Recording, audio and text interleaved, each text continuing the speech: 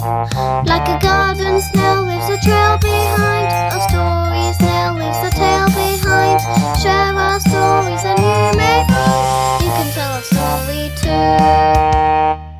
Lishona Tova, everyone.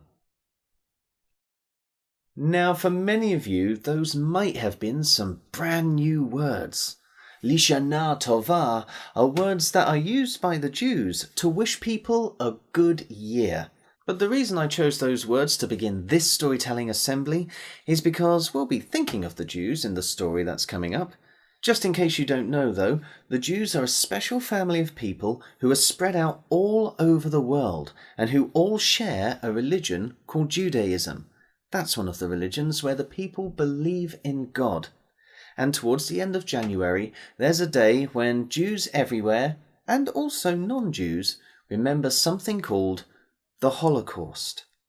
Now, if you've heard that word before, you'll know it's not a very nice word. It's a word we often think of when we talk about World War II, because it describes what the Nazis did to the Jews. They would gather up all of the Jews in the place where they were, whether they were men, women, or children, and they would put them into a kind of camp called a concentration camp. And there the Jews often had to work very hard to help the Germans win the war, like by making bullets, for example. But the worst part was that many of those Jews were also killed by the Nazis. And it didn't matter where those Jews came from. They could be German Jews, Polish Jews, French Jews, Czechoslovakian Jews. If the Germans found someone and learned that that person was Jewish, then they would take that person and put them in a concentration camp. Now, you might be thinking, well, why didn't the Jews just keep it a secret? If they didn't tell the Nazis that they were Jewish, then, well, the Nazis wouldn't put them in those concentration camps, would they? But the thing is, if the Jewish people kept it a secret, well then that would also mean pretending to be people that they weren't, trying to hide their religion, not being able to sing their praises to their God. Do you really think that would be fair on them? It must have taken a lot of courage to be a Jew during World War II. And for an example of that courage, I'm going to share with you now the story of a shoemaker called Aryeh. Aryeh lived in the Polish town of Częstochowa, but Poland was one of the first places that the Nazis took over, and pretty much all of the Jews who lived there were taken and put into a concentration camp. Every single day, the Jews from Częstochowa would have to go and work in factories making bullets. Now, to make a bullet, you take your metal, you take your hammer, and you hammer it like this. Clang, clang, clang. Then after they had finished a day's work, they would be marched back to the concentration camp. Stomp, stomp, stomp. When they got back to the camp, they would not be given very much to eat, and the sort of food that they had to eat, well, it was a little bit like gruel. The sort of food they had in the workhouses in Oliver wasn't very pleasant at all. Ugh. But a little while after dinner, the Jews of Częstochowa would hear this. A knock on the door, letting them know that Aryeh the shoemaker had returned. You see, Aryeh was a Jew, but he also had a very special talent. He could make shoes, really fashionable ones too. The sort of shoes that the Nazi soldiers really loved to wear. So Nazi officers saw Aryeh very early on in the concentration camp, and they decided they didn't want him making the bullets. They wanted him to come and make sure they had really good boots, really good shoes. And Aryeh managed to make friends with some of those Nazi soldiers, so much so that they would occasionally treat him to bits of their own food, the really nice food. It wouldn't be much, but Aryeh wouldn't keep it to himself. He would take it back to the concentration camp, where he still slept with the other Jews of Częstochowa. and he would share those small pieces of delicious food with all of his friends. That's how pretty much every day was in the concentration camp. Monday, Tuesday, Wednesday, Thursday, Friday, Saturday, and Sunday, all of the Jews would go off to the factory. They'd have to make bullets, clang, clang, clang, and march back to the concentration camp, stomp, stomp, stomp, and have their really horrible food to eat. But after dinner, they would hear this. The knock letting them know that Aryeh was at the door, bringing back some of the food that he had been given by the officers of the shoes he was mending. He would share that delicious food with all of his friends. It was enough to bring a little bit of happiness into the lives of the Jews of Częstochowa in that concentration camp every single day.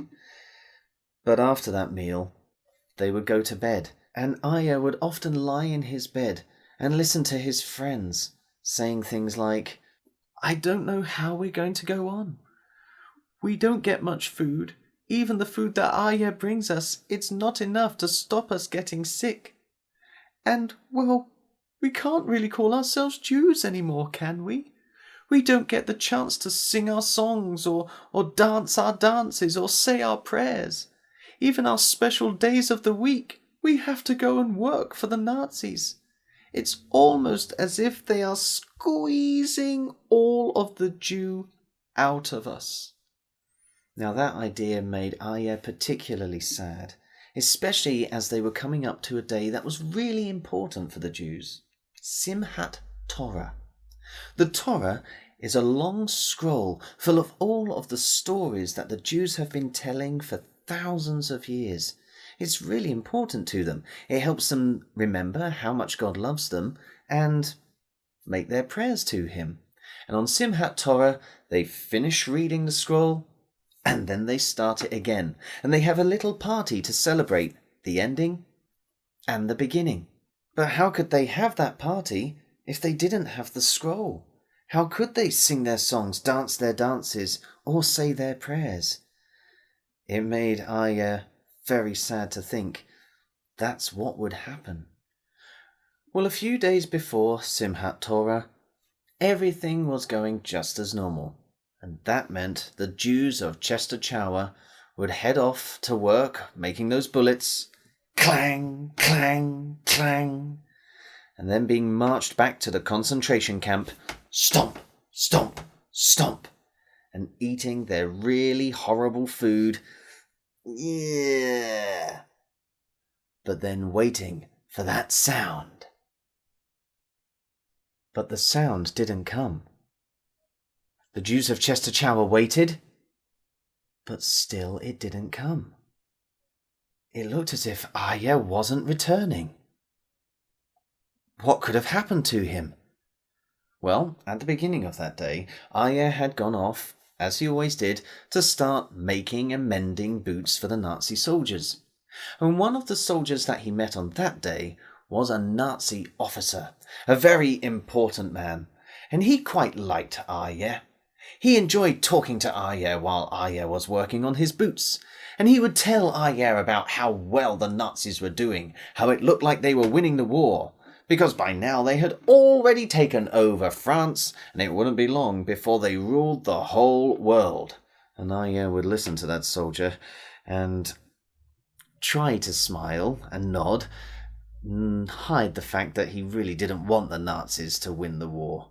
On this particular day, though, Aryeh had thought to ask the Nazi officer, "When you take us, sir, and you put us in our concentration camps, I have to ask, what happens to all of our things?"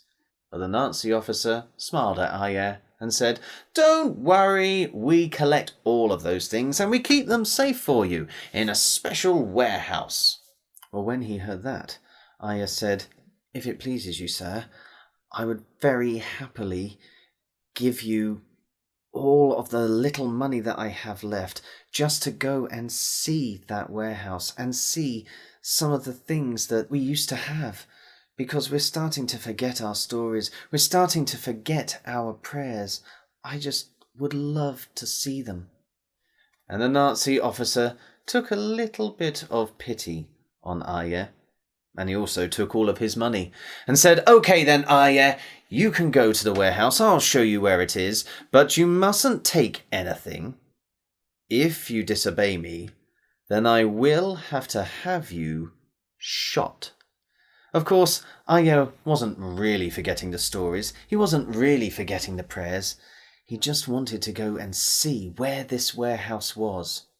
And when he was taken and he went in, he had a look around. And he saw the Torah, those scrolls containing all of the Jewish stories.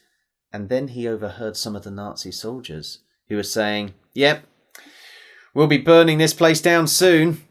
All of this stuff, it's just a waste of space. We need to get rid of it. I'm looking forward to the bonfire. We'll be able to have loads of fun." Well, when he heard that, Aryeh's heart began to thump really hard. He couldn't stand the thought of all of these very special Jewish objects going up in flames, especially not the Torah. That's probably the most important thing that the Jews could have. And he really wanted to take one of them back to the concentration camp so all of his other Jewish friends from Częstochowa could celebrate Simchat Torah, even though he knew what the Nazi officer had said, and if he was caught trying to take anything, then he would be shot. Still, Aryeh noticed a very small Torah, one that he thought he might just be able to hide up his sleeve. So, when he was sure the Nazi soldiers weren't looking, he reached out for it. And that was the moment when, back at the concentration camp, all the other Jews of Częstochowa were waiting for Aryeh's knock. They were sure the worst had happened to Aryeh. But then suddenly, he was there. And when he came in, well, he didn't have any food to hand out to them. He just went straight over to his bed, pulled back one of the wooden planks, and put something inside. Then he gathered all of his friends around so they could peer over his shoulders, and they all gave a gasp. It was a Torah. They would be able to celebrate Simchat Torah after all. The night of Simchat Torah came, and of course the Jews had to be really quiet to make sure that the Nazis didn't hear what they were doing. So, with a whisper, they began to dance in circles around their rooms in the concentration camp, occasionally peering in to look at the Torah that was hidden there between those wooden planks. One of the songs that they sang went like this: Torah Hashem Tamima, which means God's instructions are good. Maybe you can sing that with me. First of all, get yourself a Torah and go, Torah Hashem Tamima. And then we'll sing it in English. God's instructions are good. Let's try that all together. Torah Hashem Tamima. God's instructions are good. The Jews of Częstochowa were so grateful to Aryeh. He had given them the chance to feel like they were Jews again. Do you think you could be as brave as Aryeh and all of those Jews and keep being who you want to be and who you are, even when other people are attacking you for it? I'm sure there's lots there that you can talk about with your friends and your grown-ups.